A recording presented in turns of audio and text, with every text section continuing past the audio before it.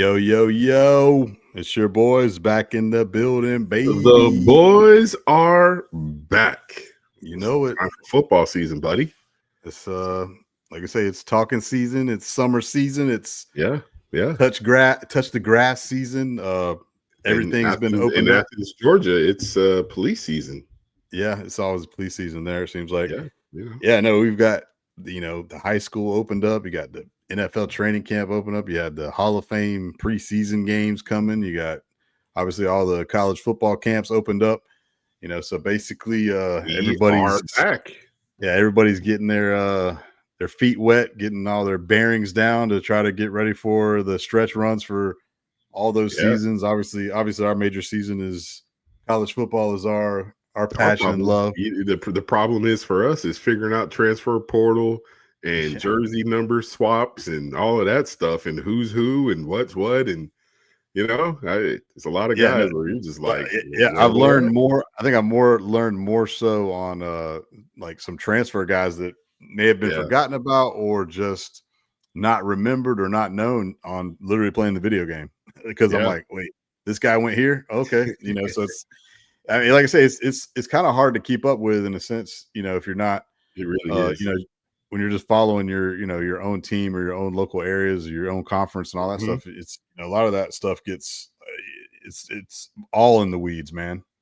But like I say, it's time to start talking some football, baby. I've started cross talking with my I know boy you've been Gator ready. Dave. Doing it, yeah, for sure. Been doing a little Yeah, crosstalk with Gator Dave on yeah. breaking down I've more checked it Gator out. I've stuff. checked it out with Um, Gator Dave.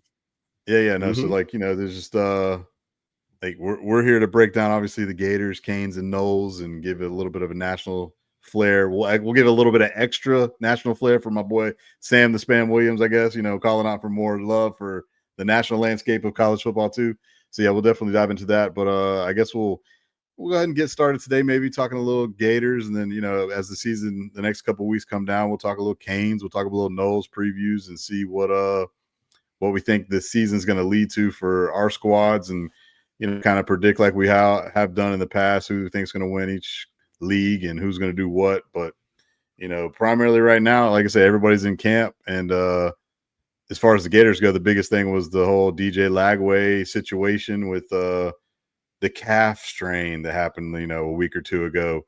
And what was the ability or availability? Was he going to be able to throw? Was he going to be out for 2 to 3 weeks? Was he going to be so it was a bunch of hearsay going on about that. But luckily he came out Saturday this past week, the first second day of camp, and looked fine. He was throwing it well, so all that stuff's put to bed. Now the big thing that everybody's been trying to label him as injury prone and all that stuff, so it's kind of he's Mhm. got that bug going because Well, of the whole hamstring, shoulder injury off season, all that stuff.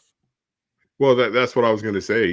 Just piggybacking a year ago, it's like he gets hurt in one of the games. I think it was the Georgia game. Yep. Georgia game, he gets hurt, and then he comes back. The Gators lose a tough one in Jacksonville. Then you get blown out by Texas, and then he kind of comes back at the end of the year, and you guys finish off pretty strong. But that you go to the Tulane game, the bowl game, you see where there were some deficiencies in his game, where that drop 8 was kind of killing him, where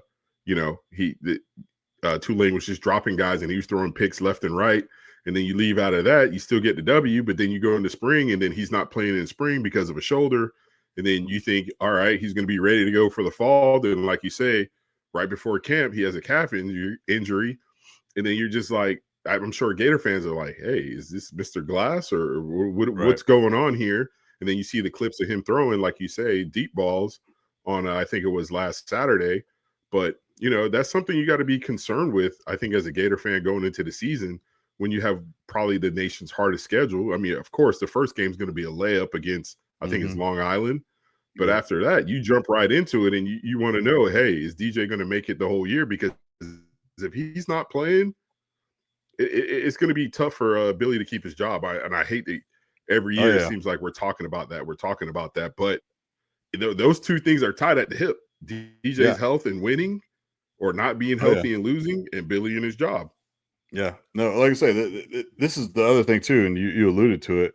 really, you get labeled as maybe being injury prone, but the guy literally only missed one game. He missed the Texas Mhm. game. Surprisingly, after all that was said and Well, done, when it seemed so dire that his hamstring was ripped off the bone or something, but he was able to obviously come but back the and but the down the but the stretch. But problem yeah, is Sponge yeah.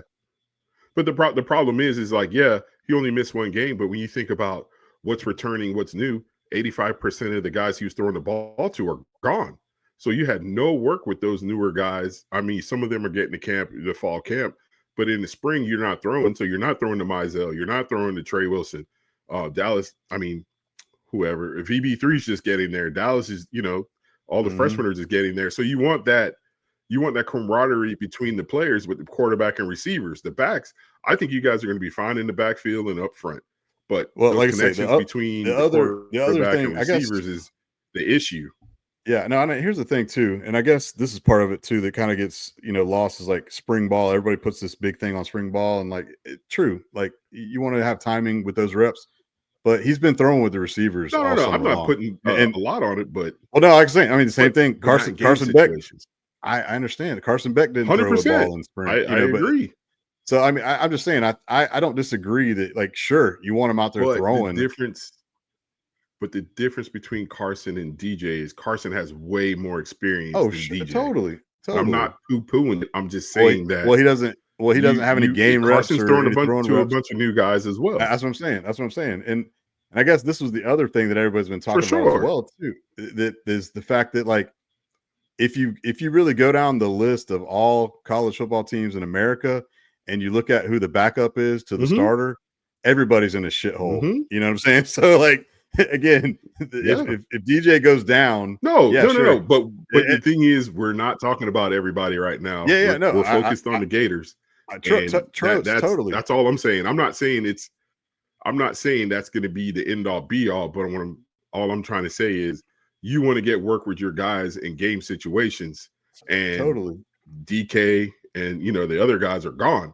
So you really wanted to in the spring game. I mean, in the spring, get as many reps as you can in live situations when it comes down to guys blocking and tackling and getting thudded up a little bit. That's all I was saying. Like anybody could throw 7-on-7.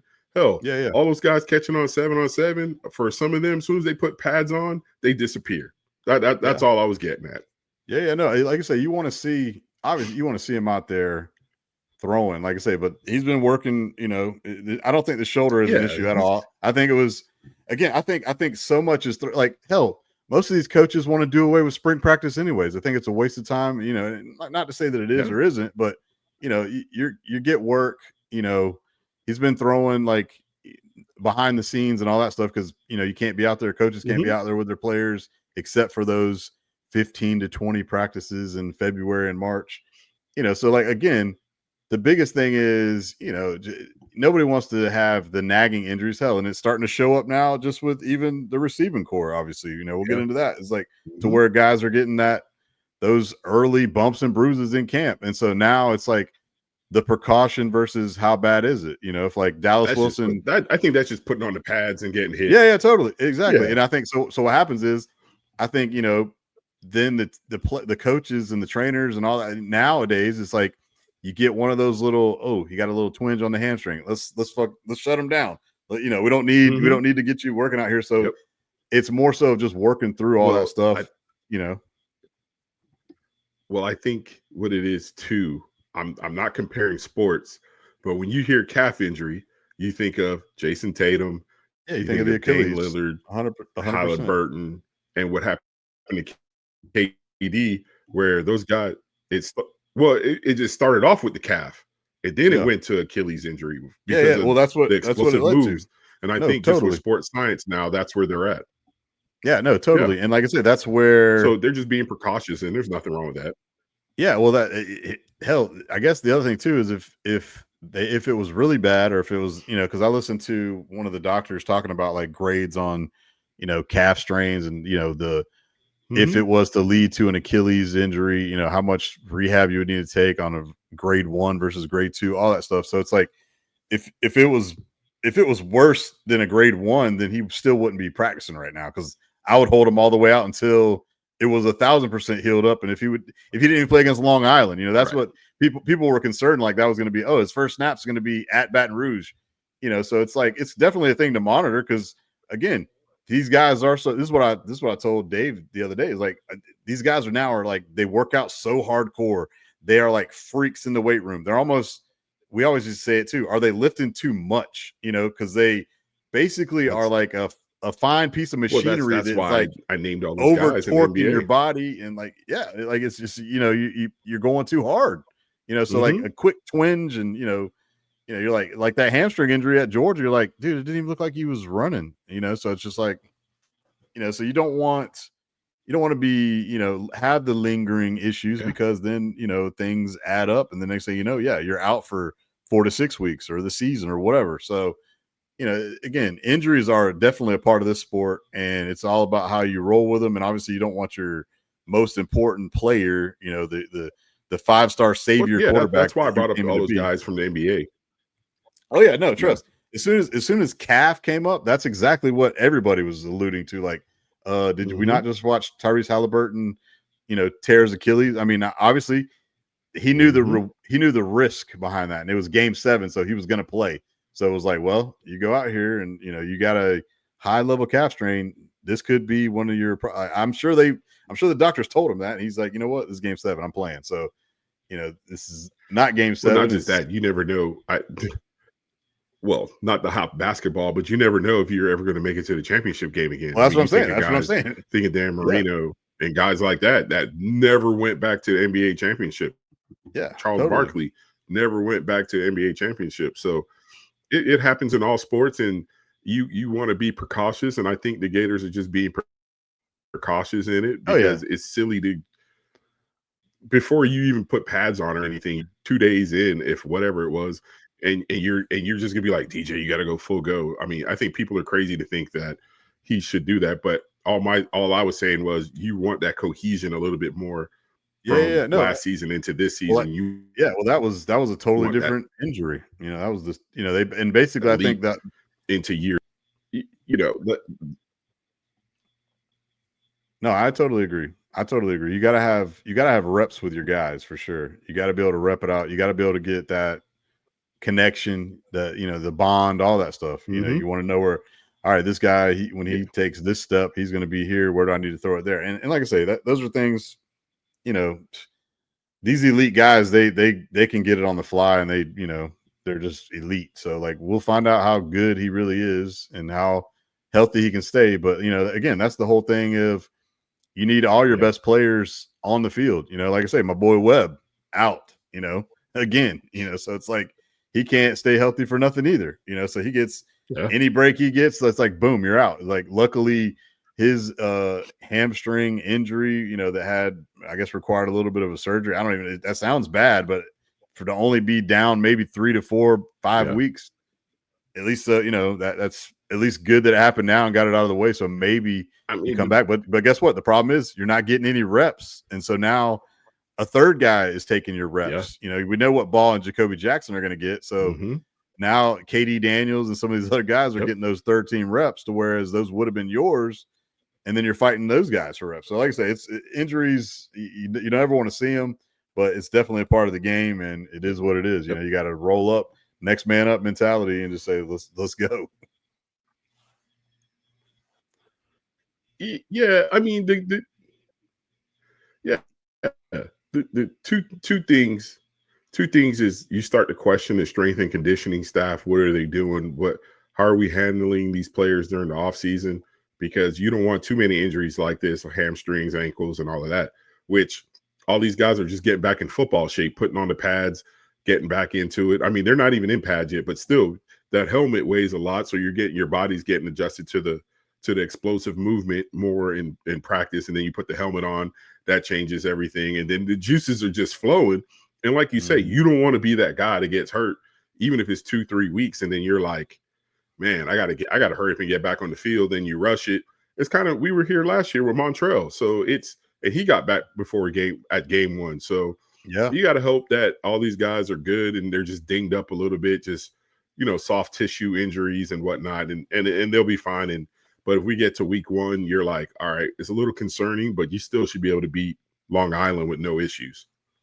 Yeah, no, for sure. I feel good about the first 2 games for sure, with what's ever going on. And like the other thing too is a lot of people felt like Harrison Bailey coming over and then playing in the spring really did well, but from all accounts, just in the first like couple of 6 practices and even from the offseason workouts, that Mr. Yale Aiden Warner is the number 2 quarterback, and he's basically taken he took whatever chops that he had in those 6 quarters that he played against Georgia and Texas. I mean, 2 of the like, hey, welcome to college football, buddy. It's like, he basically looked like terrible, like this guy's awful. But I mean, he's apparently like I say, the number 2 guy over Harrison Bailey, who came over, who was a 5-star guy who's kind of transferred around from Tennessee. And I think he was at Louisville, but he just never, panned out at those 2 spots. So now he's at Florida. So again, what I was alluding to earlier is if you look at all across the landscape of college football, just the way the nature of the beast is now with the transfer portal is like nobody has a quality depth piece behind their number 1 guy. So it's like everybody's transferring to go get a starting spot somewhere else. And so if anybody gets hurt at any one of these schools, it's like, who's the backup? Name them. I don't, go down the list of all the teams and you're like, whoa, like this is not very good. I think if I was looking through the list of like SEC, the team that I would say probably is in the best shape is South Carolina. But again, their backup quarterback is an unknown in Air Nolan. You know what I'm saying? Yeah, he was a 5-star or 4-star transfer from Ohio State, but they got obviously their stud in Lenore Sellers. But if Sellers goes down week 2 and he's out for the year or whatever, is Air Nolan ready to go? You know what I'm saying? So it's just like, yeah, who's the backup quarterback? Who's the backup? Emory Williams, is he the backup now still at Miami? Or I don't even know.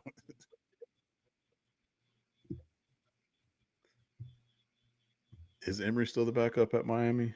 Backup for who? The Canes. Is Emory still the backup? Who's the backup for what team? Carson, your boy, Beck. Yeah, it'd be Emory or Judd. Yeah, that's what I'm saying. Yeah, it'll be Emory. So like I say, at least didn't look good in the bowl game. So at least he's had, like I say, at least he has snaps. But again, yeah, exactly. But if you go down like Georgia, Ohio State, who's their backup quarterback? Who's Notre Dame's backup quarterback? Who's Texas's backup quarterback? So like I said, you talk about Notre Dame's backup. Who's the starting quarterback at Notre Dame? Yeah, I mean, they think it's going to be Mr. CJ Carr, Mr. Nephew of the Michigan Clark. Wolverines. But yeah, Carr. Huh? Yeah, we'll see. Carr. I mean, we're definitely going to touch on. Yeah, we're going to touch on a lot of those quarterback situations in the next couple of weeks. But no, you're right. You're 100%. I mean, this season comes down to quarterback play, your depth, and can you finish? Can you finish? That's going to be my motto this year for college football. Can you finish? Because you think of all the teams that didn't finish, where your Gators knocked out a couple of those teams out of the playoff rankings, with Ole Miss and LSU. Syracuse knocking you guys out. Yeah, for sure. No, that's exactly. So can you finish? The schedule, like I say, again, we talked about the schedule last year, and Vegas and everybody else has it as the toughest schedule again this year. It's the same teams in reverse in a sense, but yeah, you're talking about, those first 2 games. The first 2 games are your, in a sense, layup games, and then boom, you're on the road in Baton Rouge and down in Miami, just like that. And then you get a week off and you play Texas, so it's like, and then the week after that, you go to College Station. So it's like, and then a couple weeks later, you got Georgia, so like it never stops. And so it's like, where do you find the wins? Where do you find the losses? The only good part that I feel like is some of these teams now, it's not like you're playing, in my opinion, slouch, mid Florida. Like the expectation level has risen where we're a top 20 team. We're ranked 17th, whatever. And that's where I feel like we're in the 10 to 20 range, like as far as talent wise. So now, yeah, these teams got to play you now, in a sense. It's not like you're some scrub like you have been in the past several years, where I'm like, yeah, we're playing like Kentucky, and they're going to wax us. Now at least we are respectable enough to where I think, hey, these teams better respect us or we can knock them off. And it showed down the stretch, against Ole Miss and LSU, obviously, the 2 big wins, knocking Ole Miss and your boy Lane Kiffin out of the playoffs that he kept crying about for the next 3 weeks. But yeah, as far as like besides DJ Mm-hmm. Lagway and the offense, I think we're going to be heavily leaned on what you love to do. I think our offensive line is really, really good. We return a ton on that. And our backfield, our running back room, I think is really good with Ball, Jacoby Jackson. Obviously, Trayon getting knocked out, but you still have some of these other freshmen who haven't really got a chance to play either. The KD Daniels, there's another freshman that a lot of people are liking too down there.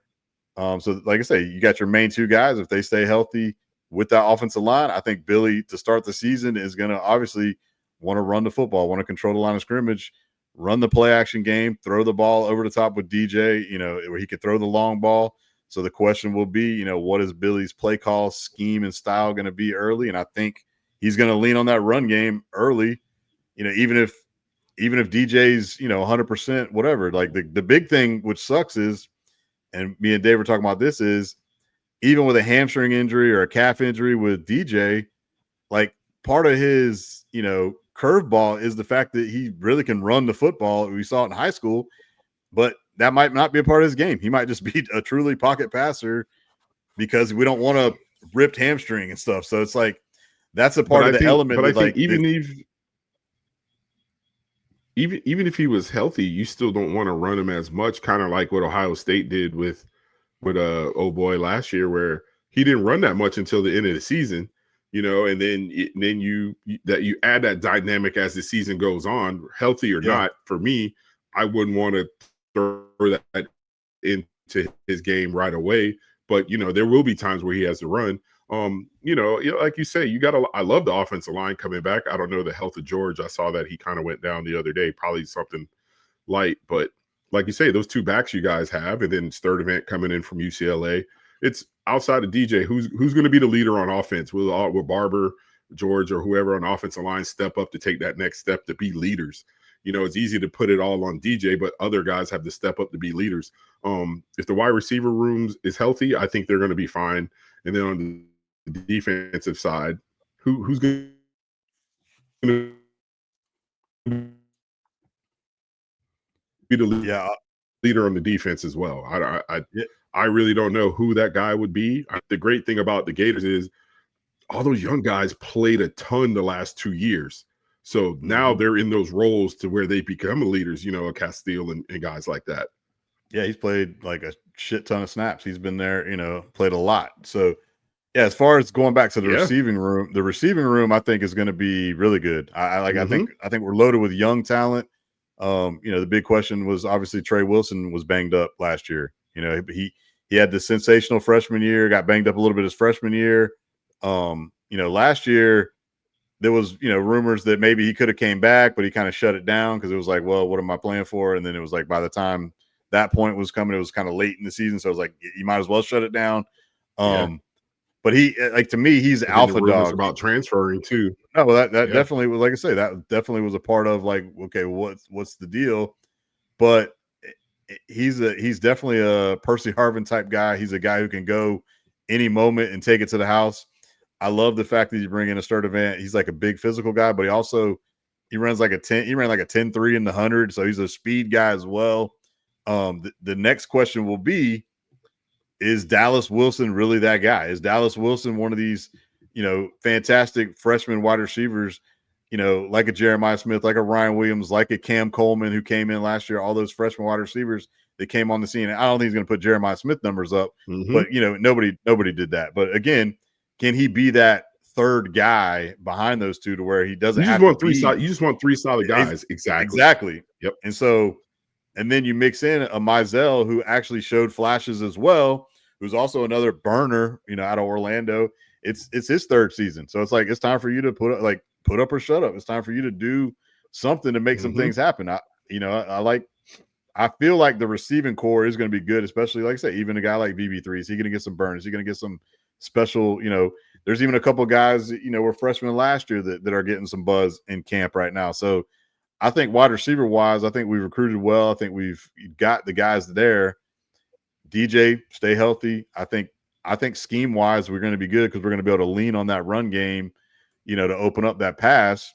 And like I say, flipping over to defense, definitely. Well, going back to offense, the number one guy on offense is the center, Slaughter. He's All-American, Remington, finalist, all that. He's the guy who's the signal caller in the middle. Even George, he made like a big Rod Kearney from Orange Parks pushing all those guys to maybe take one of those spots. So Barber, obviously, I did hear that. Yeah. Obviously, Mr. Barber from Trinity Christian. But that's what you want, though. You want that. You want that competition, exactly. Especially up front. And it goes for like you got depth there. So if guys go down, you can kind of plug and play. Mm-hmm. I think finally we have a little bit of depth on that offensive line. Now, as far as the defense goes, who's going to be some of those guys? Obviously, the D line, Tyreek Sapp. He's going to be your main guy. Like, and it's finally, I think it's the fruition of what he's been through and where he was at, and he was a highly touted guy. He really came on strong. Last year, they moved on from Pyburn, Mr. Bowles, and they moved on from Searcy, who went to Texas A&M, and basically they put all their eggs in George Gumb's basket, who down the stretch looked like a monster. He had that monster game at FSU, so you're like, these are the two guys that are going to rush the passer. Like, this is what me and Dave were talking about too, and like, this is everybody's problem. Everybody wants the money. You can't pay 3 edge guys. You can't pay 4 edge guys. So you got to almost say, who am I going to pay? Who do I want to pay? Who like, here's my offer to you. You don't want it, then I can't pay you, brother. So hit the portal, go to LSU, go to A&M, whatever. So they put their eggs in George Gumb's basket. But I think the thing is, if you're that guy, if he was like, I liked how he played last season, but it just wasn't consistent every down. And if you were that every down guy and you were dominating every play, you would have got paid. Pyburn. You would have got paid. Yeah. But it didn't happen. So I like the front. It was a rotation. The front seven. Rotation. Exactly. But still, if you're that guy, he would have got paid. So I like the front seven. Hopefully Miles Graham will be healthy this year to be next to Pup Howard. And like you say, Sapp and Lyons. Yeah, exactly. Those are the guys you want out there. You have a ton of experience on the defense. So that's the good thing about the last 2 seasons, where they were just throwing in younger guys. It didn't look pretty, but now you expect it to look pretty, and for guys to step in and be like, okay, this is my team. Even a Cormani McLean, he comes in. They said he had a great offseason. Let's see him step in and play. I don't know if he's going to be a starter. If not, teams are running 4 and 5 wide, so he's going to be on the field, regardless if he's a starter or not. He's going to be on the field. Yeah, he's in the battle right now for that 2 spot. Yeah, the other biggest acquisition was Billy and the guys getting Caleb Banks to come back. To be the anchor at that defensive tackle, be that front guy on the D line. Because he could have went to the pros probably, and he would have probably been a top 3 round pick. And drafted, and so they get him back. So, like I said, you compliment. That's a big body. Him and 6'6", 330, right next to Sapp. Lines in the middle are 2 big bottles. No, for sure. And like I say, Graham, he's getting a lot of buzz right now that he's basically taking on a big leadership role. Obviously, hell, we know his dad. We know what Big EG did when he was at Florida. And like, he's got that pedigree, and he's basically taken over as being a leader, as a young guy. So you got to love that. And obviously you like Pup. We talked about, the starts that Castell had. He's kind of had an up and down career, but I still like his, he's played a ton. So he's got a lot of experience. Bryce Thornton came on huge late in the season, that safety spot. Bryce Thornton. So the like Ole Miss game. The Ole Miss game was huge. Yeah, 2 picks. So like, basically, and he also is a legacy kid, except from UGA. His dad, Mr. Bruce Thornton from the Georgia Bulldogs. But yeah, the biggest thing defensive wise in the secondary is, go back to throwing this injury word around Devin Moore, who's basically been one of those guys who's like, man, if this guy could ever just stay on the field, he's a true one CB1. He can lock down. He's big, physical. He's long. He's got all the attributes you want as a cornerback. Can he stay healthy? He's basically done some major diet change. He's working out differently. He's saying this is the best he's felt all in his whole career. So maybe, he's not going to have any problems with that. That's a big thing. And then, like I say, the battle at number 2 right now. Well, guess what? Dijon is a little bit banged up. So now Kermani's probably taking those number 2 reps, but again, teams are running 4 and 5 wide. So you're going to have The Sharif Denson's Mm-hmm. from Duval. He's played really well. The Aaron Gates, the kid who really came on strong late in the year before he tore his ACL in the Ole Miss game. He had the big pick against Georgia, was playing really, really good as, your rover star guy, your nickel guy. He was so like they got a lot of guys who have exact, like you said before, experience. So now it's just putting everything together. How you finished the season last year is where you got to carry that in and have the springboard, the springboard in all that good stuff. Because like I told you last year going into this, the optimism. I had my orange and blue Kool-Aid. I was ready to go. Let's get it going. We're going to beat the Canes week 1 in Gainesville. You're feeling good. Blah blah blah blah blah. And then you come out and just lay the proverbial egg in those first couple games against Texas A&M and Miami, and you're like, whatever, we suck. This is typical, like, get your hope up, and then next thing you know, you come out and just are flat as a board, can't play worth shit. You lose those early games. Then all of a sudden you find something and you start playing better. Well, you got to have, what's the number one thing? You got to be consistent, man. Just give me a little bit of consistency here.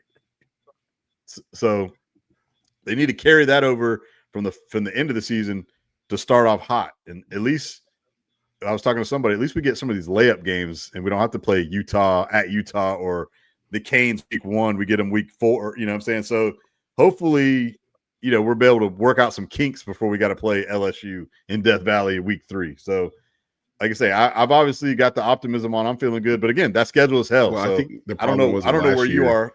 I think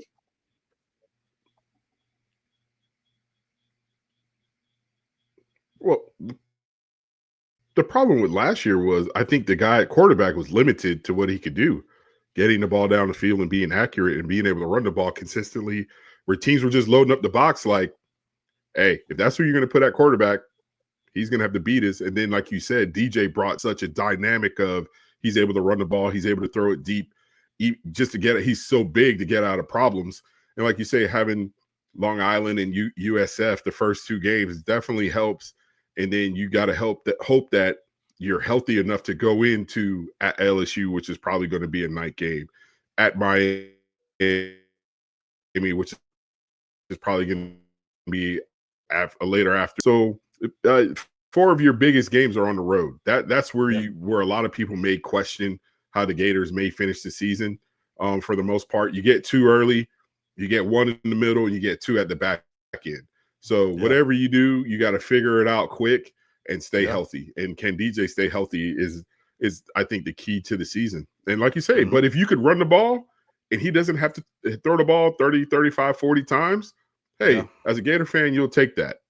Yeah, I mean, like I say, we lost to Georgia by a touchdown with Aiden Warner in the game. You know what I'm saying? I mean, it's not like DJ spotted us a ton. I think we were only up 7-0 with the touchdown pass to Mizell, and that was it. But the crazy part, like, again, going back and looking at the schedule from last year and looking at the situation with how you basically, like I said, we started off, Mertz gets the concussion at the end of the Miami game. You guys blow us the hell out. Then you get DJ against Samford. He sets all kind of records like, oh, look, this could be amazing. This could be good. Then you're going back and forth with your quarterbacks and, against Texas A&M. Like, that game was awful. Like that. I think that's where it's like, if you just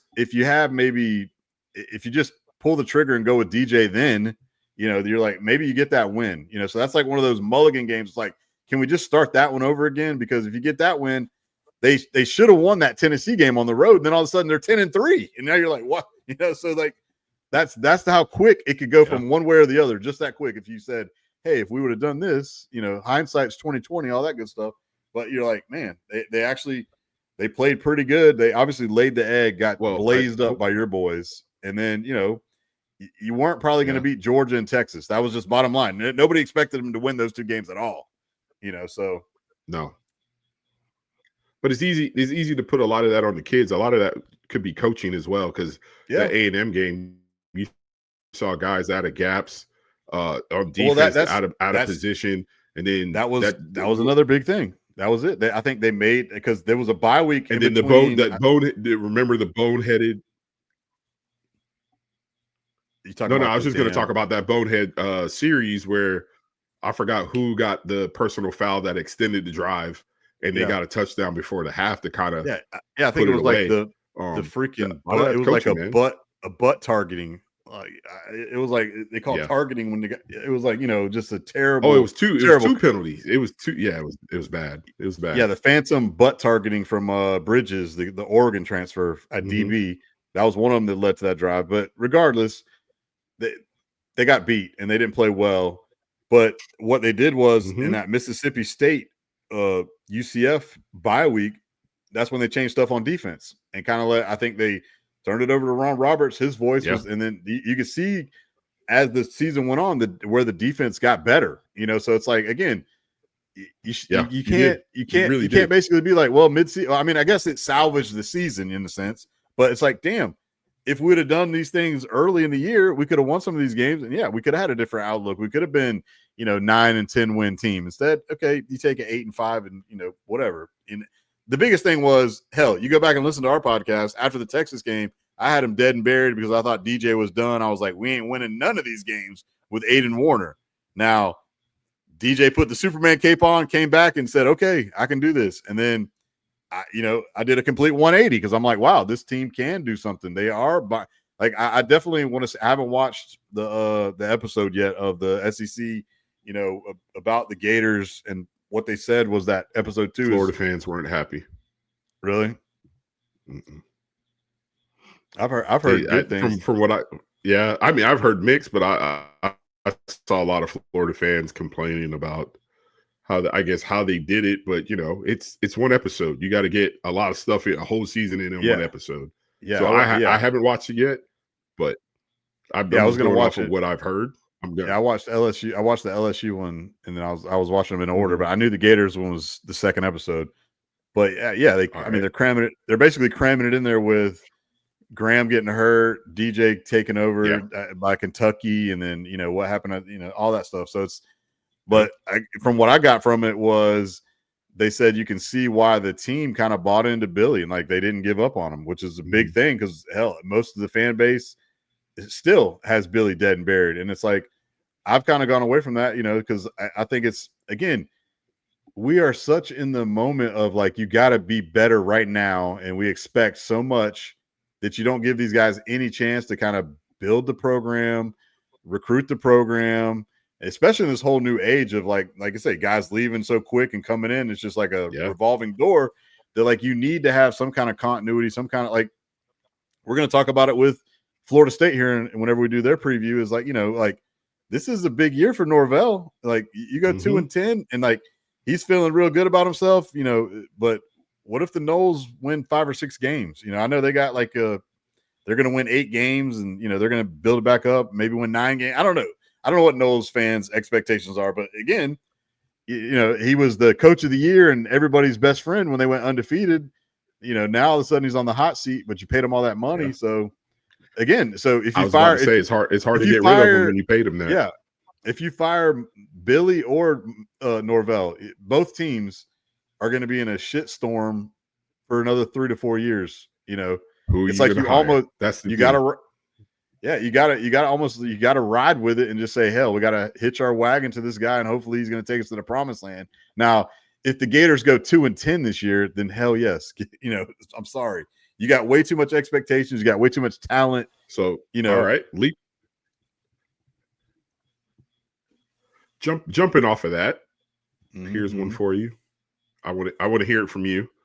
Uh-huh. Best case scenario and worst case scenario. As a Gator fan, from your point of view, what would be the worst case scenario? I guess you said 2-10, but still, I want to hear it from you. Yeah, And what yeah. would be the best case scenario I with the think I think schedule? I think best case scenario would be a 10-2. I think realistic is 9-3. Worst case scenario would be like 4-8 or something like that. That's where I'd peg it to be like where I'd be like, this is, are you kidding me? This is awful. We beat Long Island, South Florida, Mississippi State, and Kentucky, and we lost all the rest of them, or something like that. That would be awful. But like best case would be at 10-2, and you pick your 2 losses. LSU, Miami, Texas, Georgia. One of those 4, you lose 2 out of those 4, you win 2 out of those 4.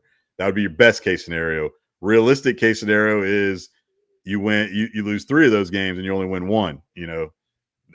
Obviously you throw Ole Miss in that mix too as a top 5 team, and even A&M.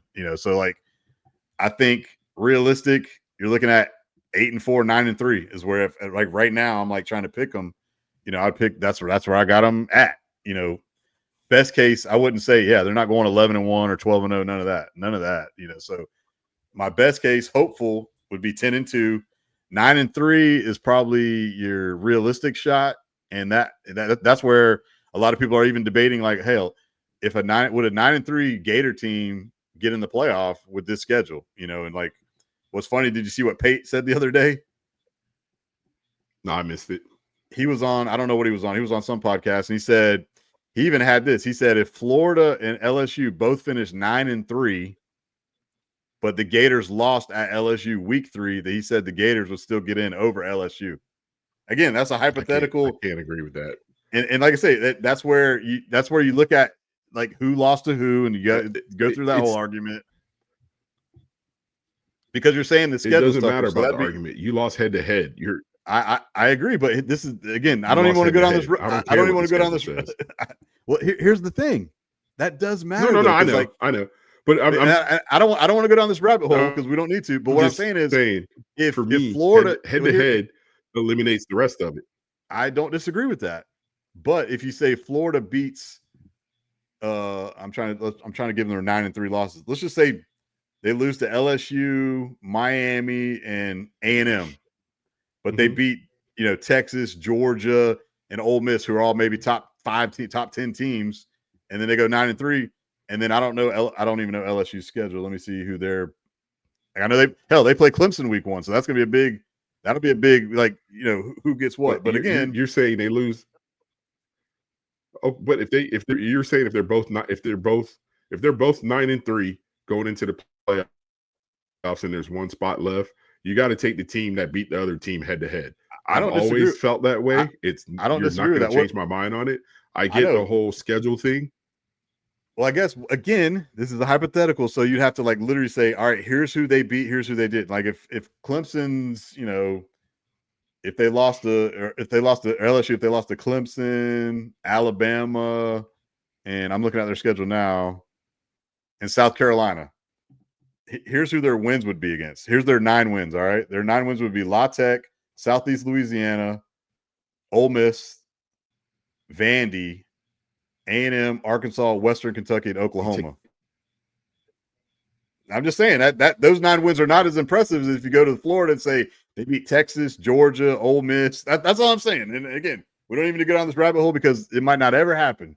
But like, that's where that has to hold weight too. Of like who you beat. Why play? I get that, but why play the game? Because everybody can't play everybody, so you got to somehow. It's not. We're not comparing Indiana and Ole Miss, where that are two totally different. I know, and again, I don't want to go down this rabbit hole. We don't need to. I get that, hypothetical. but they played head to head. I totally. This is the whole argument that I had last year with the whole Clemson and Georgia. They played head to head. I know that, but again, it's not. It's just not that simple. It's just not that simple anymore. I totally get it. Don't tout that your conference is the best conference, and then we're selecting games out of that conference that are not you didn't play the tough. Well, you have to do that. You have to do that. That's what that's what strength of schedule like that. I get where you lost to the team head to head. I got to take the team that beat you. I'm not disagreeing with you there, but I'm going to give you a little bit of pullback on, like, you got to see what 9 wins they had versus what 9 wins you had to basically even make an argument is all I'm saying. It doesn't matter. It doesn't matter. It doesn't matter. See, that's crazy to me. That's crazy. It's different now to where like that does matter. Why play the game? Because you got to beat whoever's like the best teams. So if you have 9 better wins and you have the same amount of wins, like that's what I'm saying. It's like you can argue about it. That's all I'm saying. Just because you beat them in a head-to-head anymore, it kind of just I don't agree with that anymore. I don't agree with that. You don't have to agree with me, obviously, but if I have 9 better wins than you, then don't have conferences because you don't have any of that. That doesn't mean anything either. Like you're still playing a top 10. You're still playing the number one. If you're better than me, guess what? If you're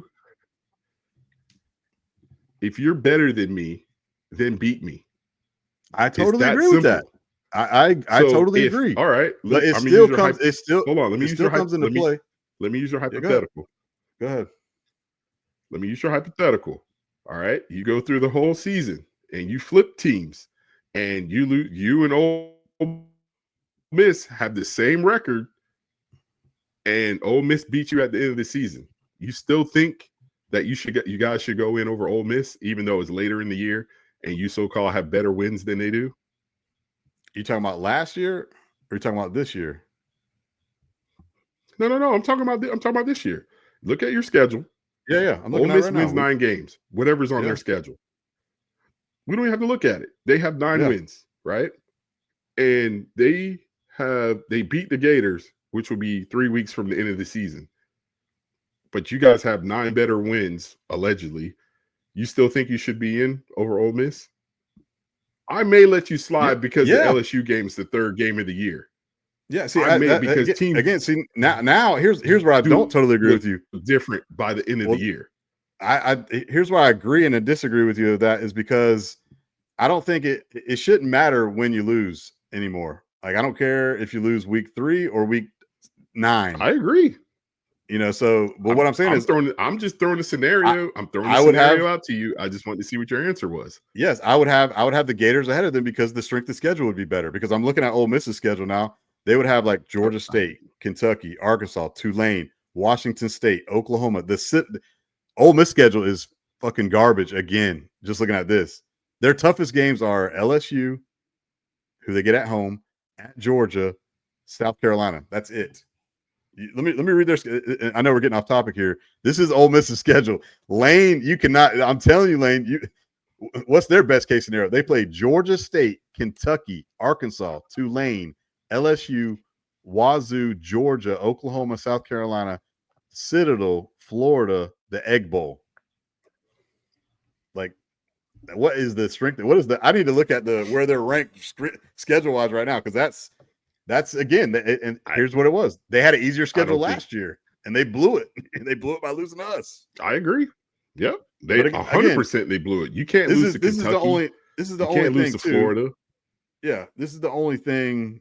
Again, and I said I didn't want to go down this road at all because we're not even in week 1 of the college. We're in week 1 of preseason, August the 5th, 6th. You've missed. I've already thrown. I've already thrown the hypothetical. Check this one out, and let's hold on. This is the same guy that didn't think we were going to go an hour on this podcast. I know. Well, like I say, it's Josh Pate. He got me again. Like, yeah. Well, let's just get rid of this scenario. Back to what we were talking about. You were kind of off of what I had for best worst case scenario. Best case scenario, right. I agree with you, 10-2. Worst case, I figured you guys would be 6-6. To be honest with you, I think you guys, unless you think we're going 6-6, it's a total blow up. Unless it's a total blow up and DJ goes down, just say LSU. All right, let's say DJ's 100% healthy. Everything, all case in mind.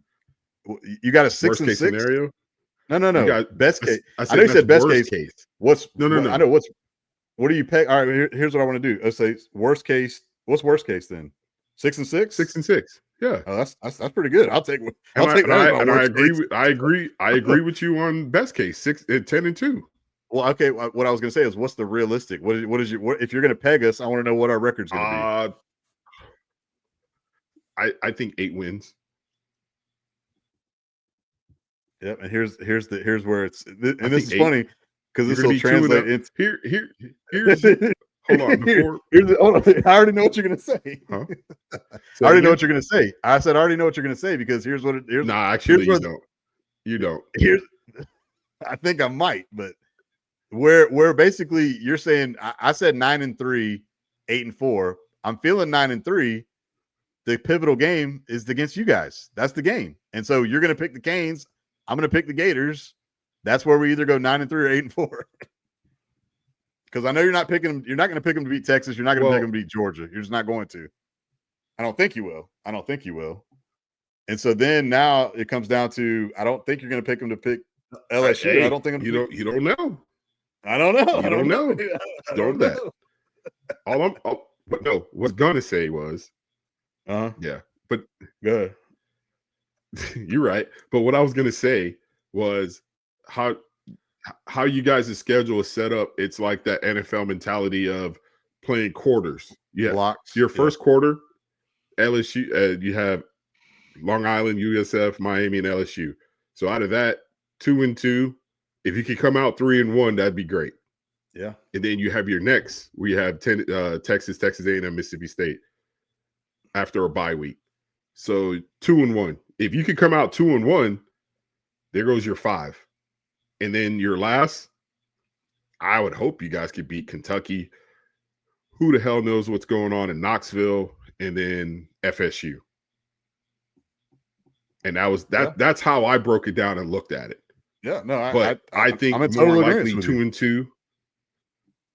Yeah, but I think realistically 2-2 at to start the season, and then after that is a crapshoot. So 7-8 wins. Yeah. I think 7-8 wins is the marker. I think you said Vegas had it at 7. I would take the over. Well, you know what's funny too? Right now, now, I was going to say in preseason, not knowing anything. Right. And here's what's funny: this is what's wild. How many the people are Gators going to be surprised at what I'm saying right now? No, I know. Well, I'm glad you picked 7. You didn't go like worst case. Like you said, 10-2 obviously is the best case. I would hope. Looking at it, there's 7 wins on there for sure. Now, can they get that 8th and 9th or 10th win? Can they get those 3 extra ones? That's going to be. We can pick the hardest games. But here's what I was going to say was, I didn't say this to you earlier, but this is what I was going to say. Vegas has them at like 7.5 wins or whatever it is. But then they have the 13th or 12th best odds to win the national championship. Like, how does that doesn't even jive?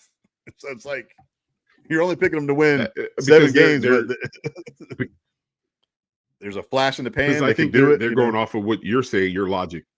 Yeah. No, because the logic they're going off of with the schedule, which is a top 2 when I looked it up. I forgot who they had at number 1. I think they had the Gators too.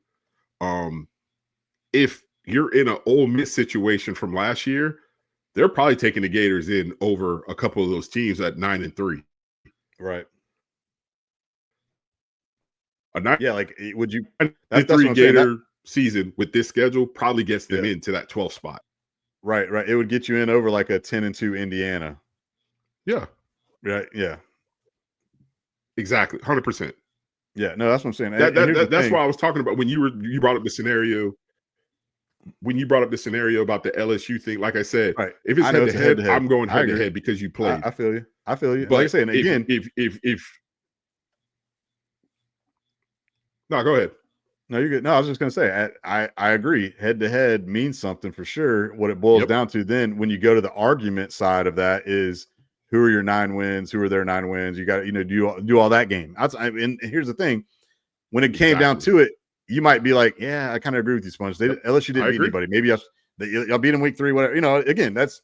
But no, more so what I'm saying too, and what you just said. But then but the other, hold on before you get the other thing you got to factor in. Did LSU beat you guys on the last second field goal? Right, exactly. DJ fumble, and it was a scoop and score. One of those things you got to factor that in as well. Totally, and I think that's what they said. I think it was a close game, something like whatever. It's kind of like the game I had in NCAA 26 the other night. I lost 31-28 to LSU, but then I came back and got the win against the Mighty Canes. but no, let's not talk about that, baby. And hey, I did win the at-home game versus the number 2 team in the country, Texas. So we'll see how the season goes on for that. But that's a whole nother topic. But yeah, no, I think realistically, best case scenario, like you just said, if the Gators can get out, obviously win the first 2, if they can go 2-1 with one of the wins at LSU or Miami, that'd be huge to be 3-1 out of that block. And then can they upset, Texas by getting them in the swamp? The swamp's going to be rocking that night. That's going to be a great atmosphere. It's going to be a big game. Definitely a long ways away. But like, can they get that upset win? I think that's the game. I think that's the game you probably wanted earlier in the season because I like everyone that. I like is in love with Arch. You got to show me first. And honestly, I like the fact that we're playing LSU early. Like, I like the fact that we're playing LSU early because LSU seems to be one of those teams that everyone loves. They get rolling late, type deal. Mm-hmm. So obviously we played Georgia when we played Georgia, and then like you said, I think the back half of the schedule is if if we're on the same, I guess this is the great part about when I look at the teams. Yes, they might be ranked ahead of us, but I feel like we're on par to where like this should be a banger of a game. Who makes the plays? Who doesn't make the mistakes? That's where you get the wins. It's not like Georgia's here and we're here and we're just hoping that they screw up. Like I think we're even now with a lot of these teams, and it's going to come down to execution, all that stuff, everything.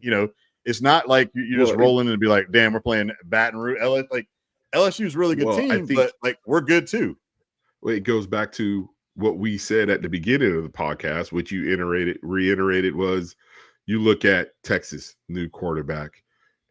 Texas A&M, yeah, you got your returner. Mississippi State, new quarterback. UGA, new quarterback. Kentucky, new quarterback. Ole Miss, new quarterback.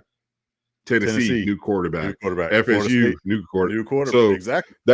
That's where you got to look at, like you say, that back half, and you're like, yes, those teams can be better by the time we get to those weeks of the season, but it's only a handful of teams where you're like, all right, our guy is back. We know what we got at quarterback. Right. Can we jump on these teams ahead of time? Like, I think the reason why a lot of people like LSU is because Nussmeier coming back one more year. Totally. So that's going to be the key. I mean, that game in A&M is going to be tough. Is it winnable for Florida? Yeah. But that's going to be one of those. That's you put on your big boy pads. That is going to be a bang.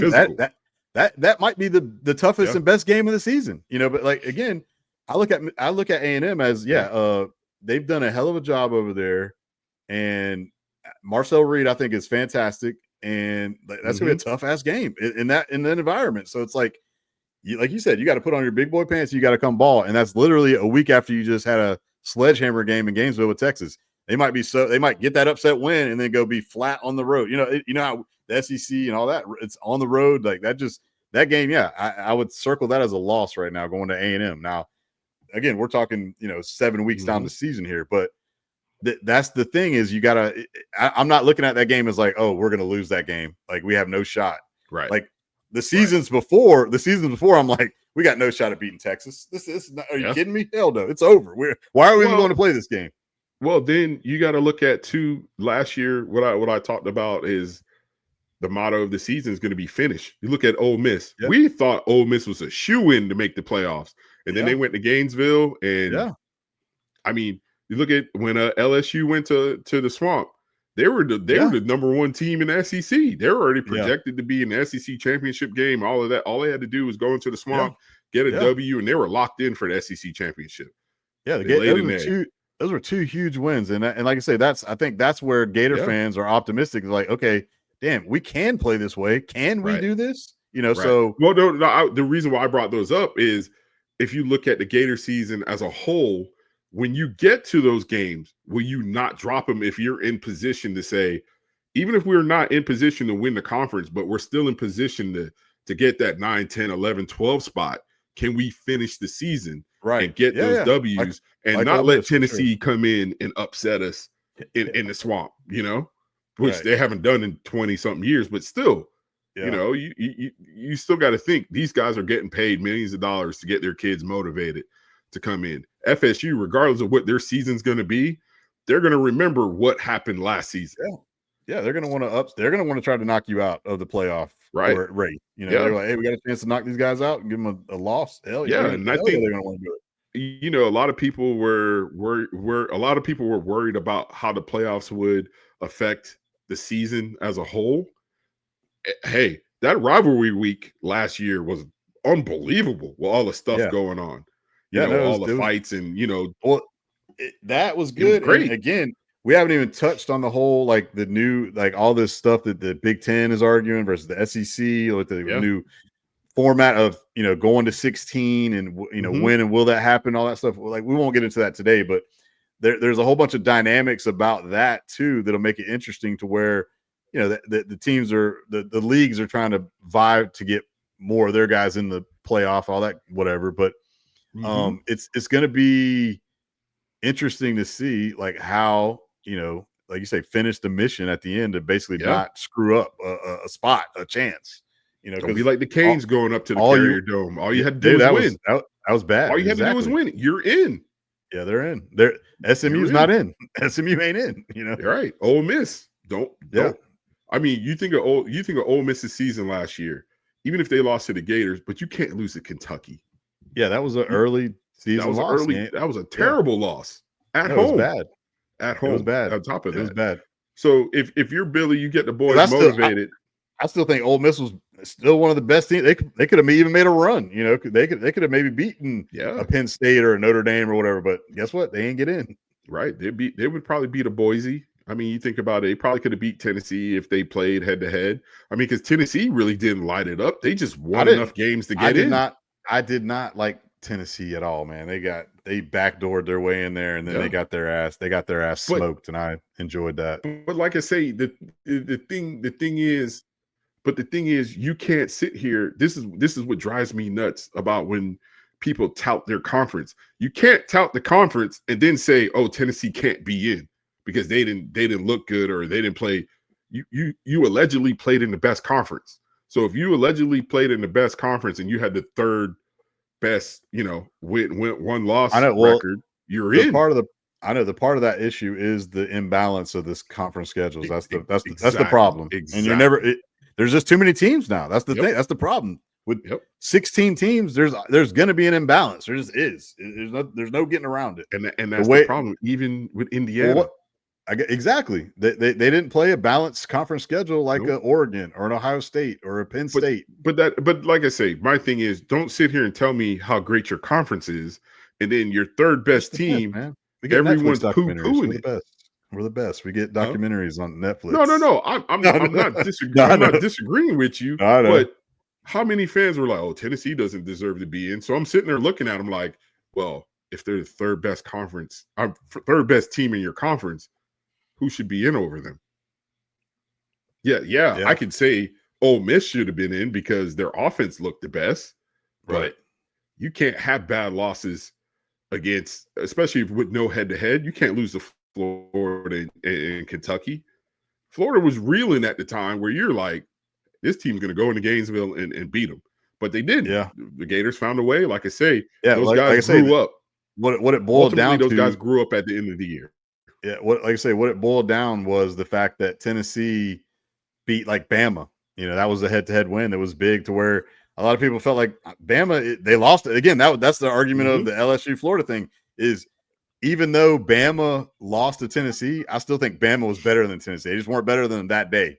You know what I'm saying? But again, that's just not the way it works. Yeah. But that's not how it works. Like I say, you look at Ole Miss, they finished like technically 1, 2, 3, 4, 5, 6, 7, 8th in the league because you had all those teams at 5-3. You had literally Bama, LSU, South Carolina, A&M, Ole Miss, and even Missouri was 5-3. All those teams were 5-3. It was that 2-3 week period where LSU, if they would have won, they would have got in. It was that logjam amongst a lot of teams, and then they opened the door. I think Bama, who played in the SEC championship? It was Georgia, Texas, Tennessee. Georgia. Yeah, so one of the teams kind of locked in after that, but it was still that spot open for the championship game. So it's like I say, you got to finish your season, man. That's all what it comes down to. I know that sounds cliche, and everyone's going to be like, "Duh," but the history shows that if you don't, you're not going to get in, and then you can't blame anybody but yourself. That's the only people you could blame. Yeah, same thing goes back to Bama. Don't lose to. Don't get your doors blown off by Oklahoma, and you're in. That was a terrible, terrible, terrible, terrible game. Yeah, basically, LSU went on a 3-game skid where they lost to Texas A&M, Alabama, and Florida. That's what booted them out of their spot of trying to get. And they were still in with those 2 losses. Yeah.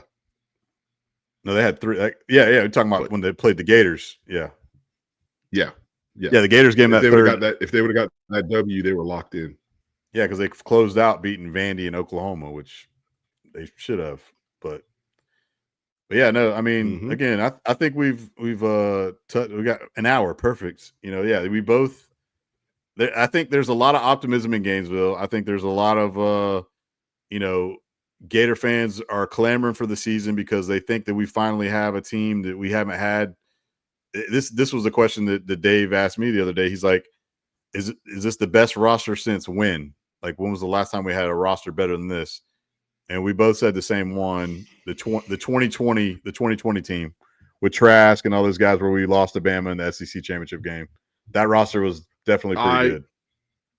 But we I haven't would had one agree with since that, and I then. still think, yeah, that roster's still better than this roster. But like since then, yeah, this is probably the better roster. I think they have a lot of talent. They brought in. Billy's done a good job. As much as we made fun of him in his recruiting the last 2 years, he still was able to stack up and get like a Dallas Wilson, a Drake Stubbs, and a VB3. A lot of them are legacy guys, but it doesn't Yeah. matter. Who cares if they're legacy or not? If they're And 4 and 5 stars and you get them in, you the get other them in. thing, the other thing he's done a pretty good job is I like who he's been able to retain. You know, yeah, you're going to lose guys Yeah. in attrition with the portal. Like, so sure, that sucks. That I would love Pyburn to still be on this team, For but you sure. know, again, you got to pick and choose what you got. But I Mhm. do like he did a hell of a job getting Ricky Pearsall and then Badger and DK. So like he's Mhm. done a good job with that. So if the track record speaks for itself, Sturdivant probably should be a pretty good guy, you would think. And then you Mhm. got Billy G develop him, so that so he's done a good job of getting some of those key cogs Yeah. to be plug and play guys. And so again, But like you he's done a say, good he's good a job as about and as he then could be in that spot. outside of the guys that went to the NFL, the guys you lost in the transfer portal were pretty much rotational Right. backups. Like Yeah. Boardingham was a starter, but was Boardingham the best tight end on Probably the not. roster? Probably And, not. and they actually think the three guys who are competing for the spot now are all actually pretty good players. Yeah. So I again, mean, that's good depth that we got there. So yeah, totally. We I'm didn't lose. sure I know you love Marcus Burt, but you would take Dallas Wilson Oh hell yeah, I and love Burt. But yeah, VB3 over totally, Burt. totally. And Yeah. that's So again, you can't name a guy. The biggest spurn transfer the last couple years was ETN. Again, yeah, but for sure. hell, but again, after the season, would you take ETN or would you take Jaden Ball? You're like, let the young Yeah. guy go ahead and get these carries. So Yeah. I think the sky's the limit for Ball. Looks like a man, dude. He looks. We saw him in the spring, last year where everybody was Mhm. talking about him. He finally got his burn, and he came on strong. And then, really and truly, the guy who came on out of nowhere was Jacoby Jackson. And like even talking to Ricky, he's like, "Man, I love the Mhm. way that 24 runs the ball." I was like, "He runs the ball hard." So you got Yeah. both of those guys with the offensive line with a healthy DJ. Yeah, there's expectations level that this team You should be pretty find good. so the way I look at it from offensively is the beginning of the last season, you saw where Billy was trying to find creative ways to get Trey Wilson the ball.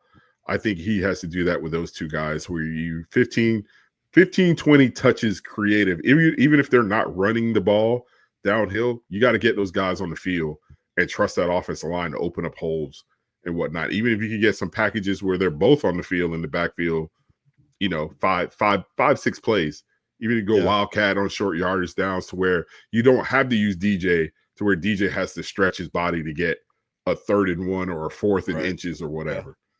So it's going to be a good year. I'm happy it's back. It came by pretty fast to me. I know everyone's been clamoring and saying football feels like it's 20 million years away.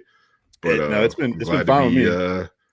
talking ball with you, sir. Yeah, no, for sure. Like I say, we'll be back next week to talk about your Miami Hurricanes. We'll put Florida State last. Nobody wants to really talk about those guys, the 2-10 Noles, but we'll give them some love. We'll give them some love because they're part of the big three in the state of Florida. So what's the over? What's the over under? 15 minutes on the Canes or the Noles?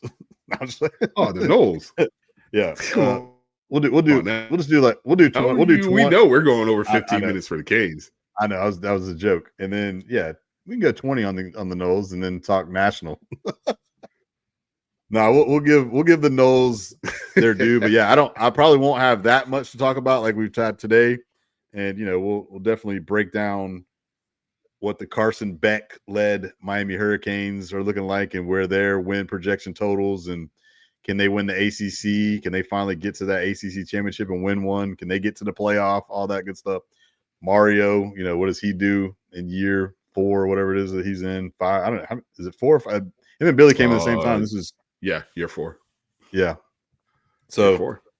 Yeah. No, it was a good breakdown of the Gators. A good back and forth with already hypotheticals already, man. Hypotheticals have already started rolling out, so that's always a good thing.